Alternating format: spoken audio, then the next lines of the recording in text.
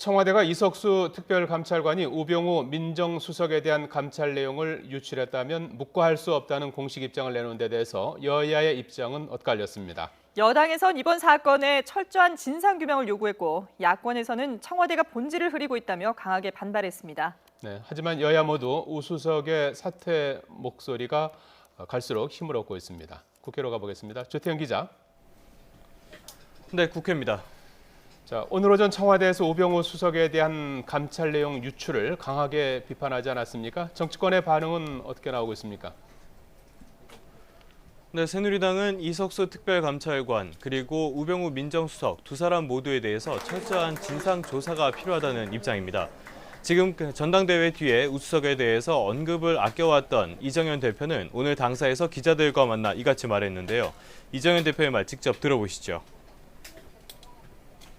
또 새로운 게 이번에 감찰관도 제기됐고 또 우 수석에 대한 것도 제기됐고 그다음에 검찰이 수사 의뢰를 했기 때문에 그러지 않습니까? 우선은 진상이 저는 신속하게 진상이 철저하게 규명돼야 된다. 일단 감찰관의 내용 유출에 문제가 있는 만큼 우병우 민정수석 의혹과는 별개로 감찰관도 조사해야 된다는 겁니다. 특히 친박계 의원들은 이석수 감찰관의 감찰 내용이 유출된 경로를 정확히 밝혀야 한다며 진상규명에 따라 상응하는 조치를 해야 한다는 입장입니다. 이런 가운데 정진석 원내대표는 이석수 특별감찰관에 대한 언급 없이 우 수석 사퇴 목소리에 힘을 실으면서 이정현 대표의 언급과는 대조를 이뤘습니다. 어제 SNS를 통해 자연인 상태에서 결백을 다투는 것이 옳다고 했던 정진석 원내대표는 오늘도 정부에 부담이 되고 있다며 거듭 사퇴를 촉구했습니다. 김도우 원내수석 부대표도 YTN 라디오에 출연해 대통령의 참모가 검찰의 수사 대상이 됐다며 거취에 대해서 숙고해야 한다고 강조했습니다. 반면 야권은 이석수 감찰관에 대한 청와대 입장 표명에 대해서 본질을 흐리고 있다면서 강하게 반발했습니다. 더불어민주당 김종인 비상대책위원회 대표는 오전 회의에서 청와대가 특별감찰관의 행위가 잘못된 것처럼 이야기하고 있다고 비판했습니다. 이어서 이런 행위를 일반 국민 상식으로는 받아들일 수 없다고 말했는데요.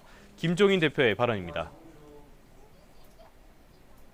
이상하게도 특별검찰관의 행위가 뭐가 잘못된 것처럼 자꾸 이런 식으로 얘기를 해서 행위 자체를 갖다가 의미 없게 만들어 버리려고 하는 이러한 소위 모습을 보이는 것이 과연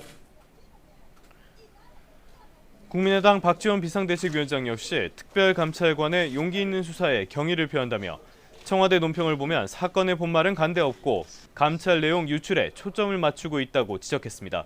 박지원 위원장입니다. 외부로 유표시켰느냐 하는 것에 초점을 맞춰가지고 조사를 하겠다는 이런 엉터리 같은 수작을 또 청와대가 시작한다고 합니다. 이어서 국민을 우롱하는 우병우 일병 구하기를 계속하면서 특별감찰관을 압박하는 일이 반복돼서는 안 된다고 강조했습니다. 지금까지 국회에서 YTN 조태현입니다.